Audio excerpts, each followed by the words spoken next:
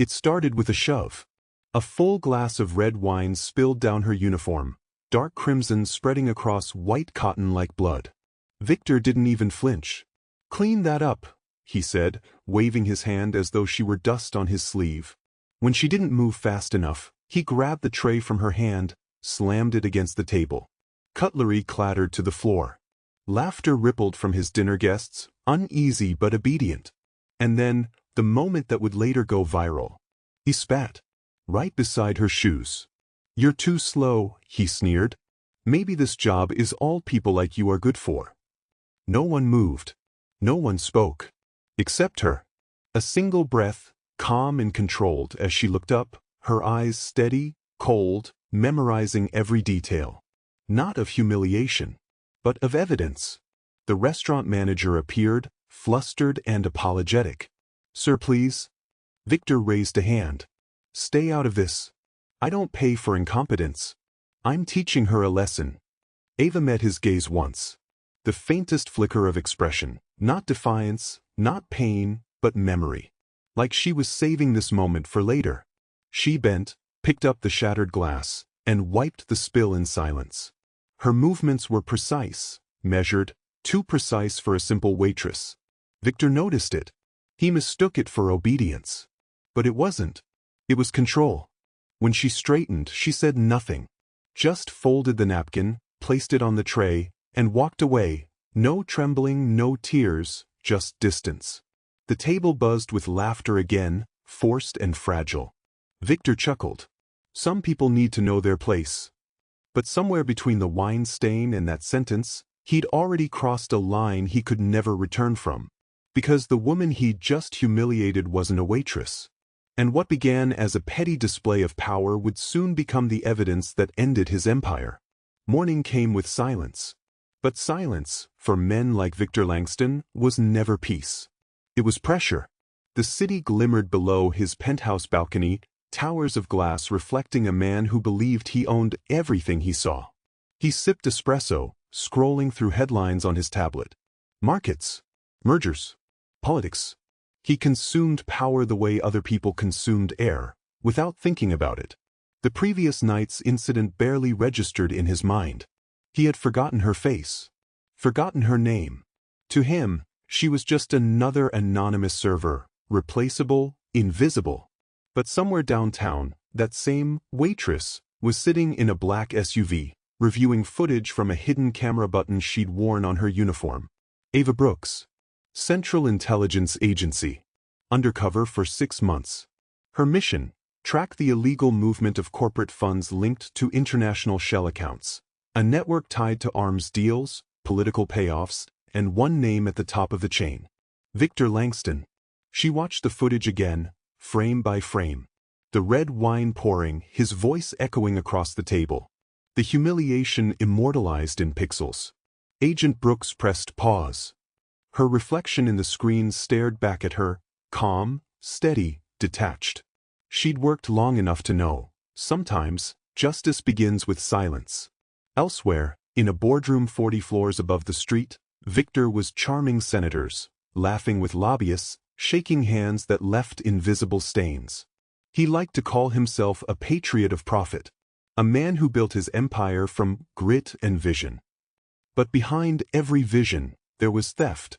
Behind every handshake, there was money laundering hidden beneath non-profit foundations and research grants. The same foundation Ava had infiltrated under the guise of catering staff. She had listened for weeks, recorded every transaction discussed, every coded conversation between his chief financial officer and offshore contacts. Her cover was perfect, until that night. The humiliation wasn't part of the plan. But it accelerated the end. 3 days later, she was in the CIA field office. The walls were white, sterile. Screens glowed with data streams and satellite feeds. Her handler, Agent Sam Keller, stood beside her, arms crossed. He made contact with the Dubai account again, he said. Wire transfer just cleared. Amounts big, 7 figures. Ava nodded. Then we have enough. Trigger the warrant. Keller hesitated. You sure you're ready for this? After what happened? Her eyes didn't move from the screen. I'm not here for personal reasons, she said. I'm here for justice. He didn't respond. He didn't have to. The evidence was already in motion. The morning of the raid was quiet, too quiet.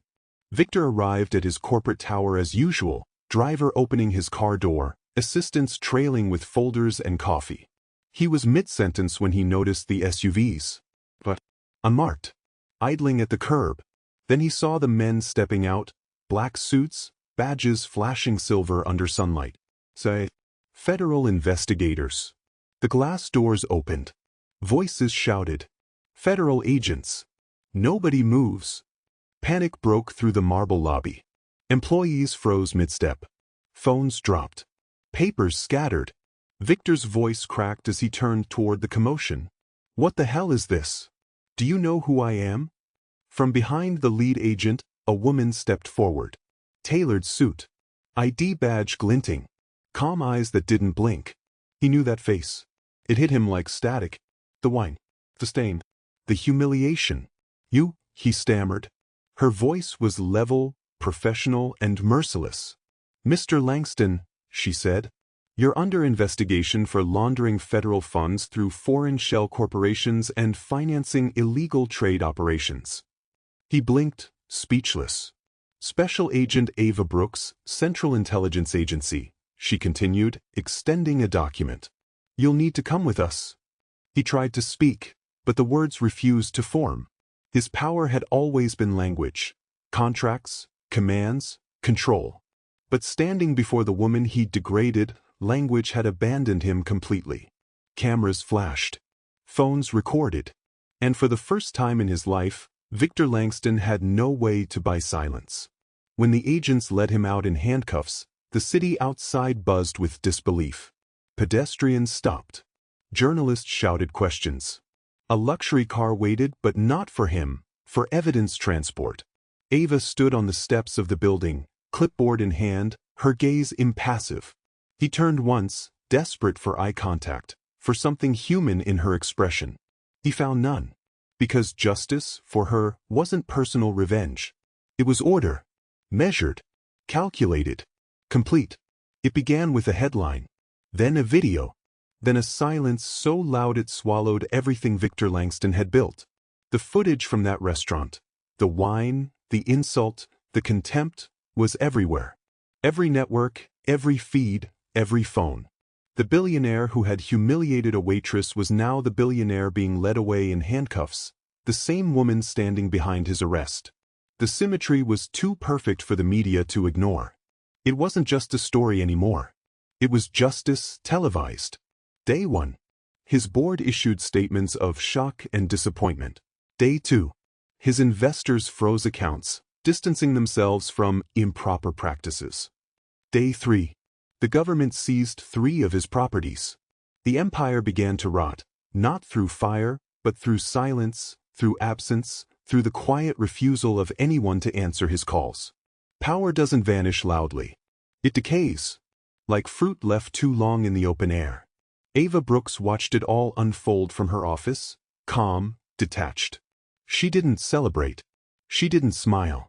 To her, justice wasn't spectacle. It was documentation. Each clip, each article, each indictment was another line in a report, evidence that the system, just this once, had worked. Her supervisor entered the room. The case is closed, he said simply. She nodded. Good. Then, quietly, he won't be the last. The man hesitated. You ever think about it? What you could have done that night? Ava turned toward the window, the city glowing beneath an overcast sky. Yes, she said. And I did exactly what I had to. Meanwhile, Victor Langston sat in a federal holding facility, not the luxury he'd bought politicians to avoid, but a square white cell with no mirrors, no view. His lawyers had fled. His friends had vanished. Money couldn't buy silence anymore. Not when the world had already seen the truth. He replayed that night in his head, over and over, the splash of wine, her steady gaze. The quiet in her eyes that he mistook for fear. He realized now it wasn't fear at all. It was patience. And patience, he learned too late, is what justice uses to sharpen its blade. Weeks later, a journalist tried to reach Ava for comment. She declined. There was nothing to add. The story had already said everything it needed to. A billionaire stripped of his empire. A woman underestimated because of her uniform. A single act of cruelty that exposed an empire of crime. The journalist's article ended with a single quote, anonymous, but unmistakably hers. Sometimes, the loudest justice comes from the quietest people. Months later, Victor stood in a courtroom. The judge read the charges. Bribery, laundering, abuse of power. The list went on, a litany of greed spoken like prayer in reverse. When asked if he had anything to say, he looked up at the crowded room. Dozens of eyes stared back, some curious, some angry, some satisfied. But near the back, one pair of eyes remained unreadable. Ava Brooks. Unmoved. Watching. For the first time, he didn't see a waitress. He saw the consequence of his arrogance. When the sentence was passed, 15 years, no parole, she stood and left quietly before the applause began. Outside, the city kept moving. Cars passed. Lights changed. Life went on. She walked through the crowd without fanfare, without pause. Justice had been served. There was no need to linger in its shadow. That night, as she filed her final report, she stopped halfway through typing. The cursor blinked on the word, closure. After a moment, she deleted it. Justice, she thought, isn't closure. It's balance. Temporary, fragile, but necessary. And in a world built on arrogance, balance must sometimes come disguised as humility, a smile behind a tray, a calm voice under pressure, a badge beneath an apron. She signed the report, closed the file, and walked out into the city, another nameless figure among millions, carrying the quiet certainty that the world still had a chance to right itself. Because in the end, it wasn't power that defined her. It wasn't revenge. It was control. The kind that doesn't shout, doesn't break, doesn't need to be seen. The kind that waits. And when arrogance forgets respect, it's the kind that remembers everything. He poured wine on her to remind her of her place. But she was never beneath him. She was above, waiting for the moment the world would see him as he truly was. Respect costs nothing, but arrogance can cost everything. He thought money made him untouchable, but truth always finds a way. Subscribe for more true stories of arrogance, power, and quiet revenge.